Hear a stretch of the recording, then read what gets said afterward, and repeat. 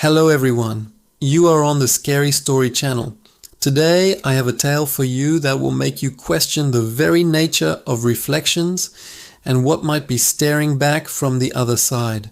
So dim the lights, get comfortable, and listen closely.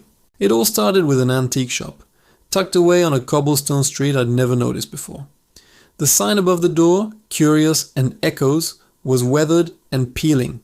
But something about the place called to me. I was just browsing, killing time on a lazy Saturday when I saw it. Leaning against a dusty bookcase was a large, ornate mirror. The frame was carved from dark, almost black wood, with intricate designs of vines and strange, unidentifiable flowers. But what truly captivated me was the glass itself. It was flawless, yet it seemed to absorb the light rather than reflect it. The shopkeeper, a stooped man with eyes that seemed to hold 1,000 stories, shuffled over. He told me the mirror was old, very old. He said it didn't just show you your reflection, it showed you what you needed to see. The price was surprisingly low, almost as if he was desperate to get rid of it. Ignoring the little voice of caution in my head, I bought it. It was just too beautiful, too unique to pass up. Getting it home was a struggle. The thing was heavier than it looked, a dead weight that seemed to fight me every step of the way. I finally managed to hang it in my hallway, directly opposite my bedroom door. I stepped back to admire it, expecting to see my triumphant, slightly sweaty face looking back, but there was nothing. Just a clear, perfect view of the wall behind me. Confused, I waved my hand in front of it. Still nothing. My reflection was completely gone. I touched the cold surface. It was solid. It was a mirror. It just didn't reflect. I chalked it up to some weird optical illusion, a trick of the light in the dim hallway. Maybe it was coated with something. The shopkeeper's words about it showing you what you needed to see echoed in my mind, but I dismissed it as a sales pitch. That night, however, things started to get strange. I woke up around 3 a.m., parched. As I walked out of my bedroom, I glanced at the mirror out of habit. For a split second, I saw something. A flicker of movement in the glass. It wasn't my reflection. It was a room, dimly lit, that looked eerily like my own, but distorted. The furniture was the same, but arranged slightly differently, and there was a figure standing in the middle of it, its back to me. Before I could get a proper look, it was gone, and the mirror was just showing the empty wall again. My heart was pounding. I tried to convince myself I was just tired, my mind playing tricks on me after a long day. I got my glass of water and hurried back to bed, pulling the covers up to my chin. But sleep wouldn't come. Every creak of the house, every whisper of the wind outside, sounded like a footstep from the hallway. The next day I couldn't stop thinking about it. I stood in front of the mirror, waving, jumping, making faces. Nothing. It remained a perfect, unreflective void. I felt foolish, but also deeply unsettled. The rational part of my brain screamed that it was just a strange piece of glass, but another, more primal part felt a growing dread. It felt like I was being watched, not from the mirror, but through it. That night, it happened again. I woke up with a jolt, the same time as before. I didn't need water this time. Something else had woken me, a feeling. I crept to my bedroom door and peered out.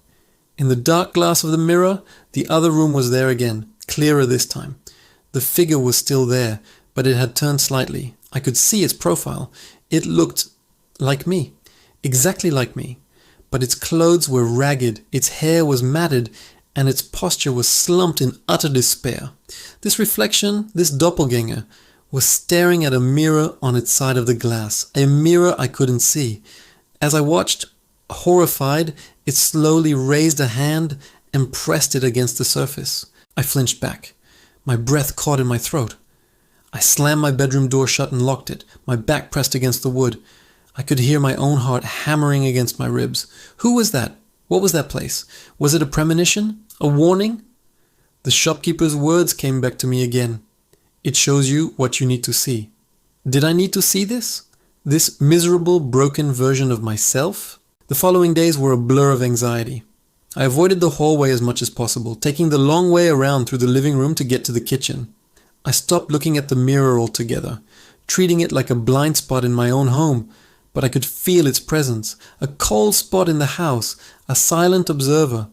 The sleep I got was fitful, plagued by nightmares of that other room, that other me. In my dreams, it would sometimes turn and look right at me, its eyes hollow and pleading. One evening, I came home from work late, utterly exhausted. I forgot my self-imposed rule and walked straight down the hallway.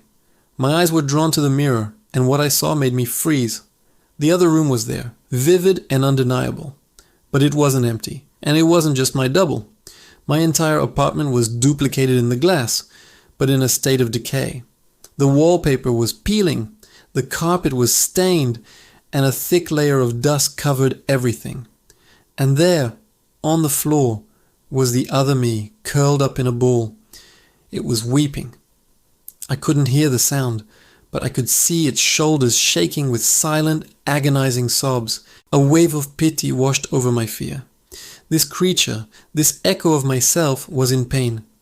Without thinking, driven by some strange, inexplicable compassion, I stepped closer to the mirror. "Hello?" I whispered, my voice barely audible. The weeping figure stopped. It slowly, ever so slowly, lifted its head. Its face was pale and streaked with tears, but its eyes were wide with a terrifying, desperate hope. It began to crawl towards the glass, towards me. Its movements were jerky, unnatural. It reached the mirror and pressed its face against the surface, its breath fogging a patch of the glass on its side. Its mouth opened, but no sound came out. It was mouthing a single word, over and over. "Help!" I stumbled back. The spell broken. This was wrong. This was too real. The compassion I felt was replaced by pure, instinctual terror. This thing wasn't me. It was something else. Something trapped. And it wanted something from me. I decided then and there, the mirror had to go. I wasn't going to spend another night in the same house with it. The next morning I wrestled the heavy frame off the wall. The moment it was down, the air in the hallway seemed to lighten, the oppressive coldness dissipating instantly. I didn't even bother wrapping it.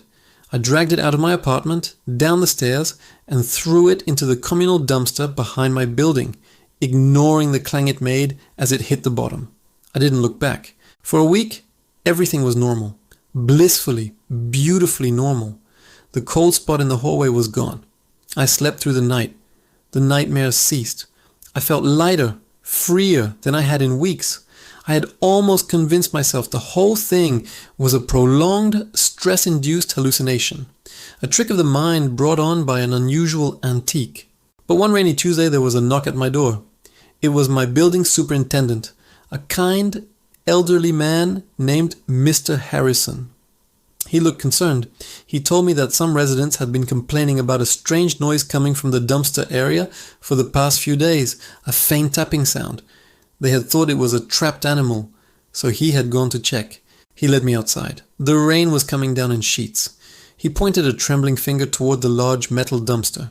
He told me when he lifted the lid, the tapping had stopped. He'd found the mirror, but that wasn't what had scared him. He looked at me, his eyes wide. "When I looked into the mirror," he said, his voice shaking, "I didn't see my reflection. I saw you.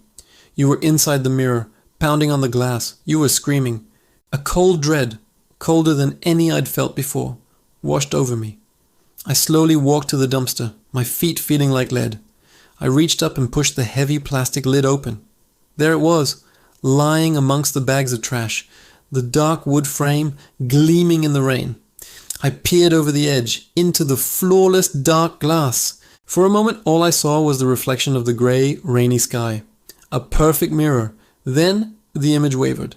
The sky dissolved, replaced by the familiar, dusty interior of my own hallway. And standing there, where I should have been, was the other me. It was wearing my clothes, the ones I had on right now.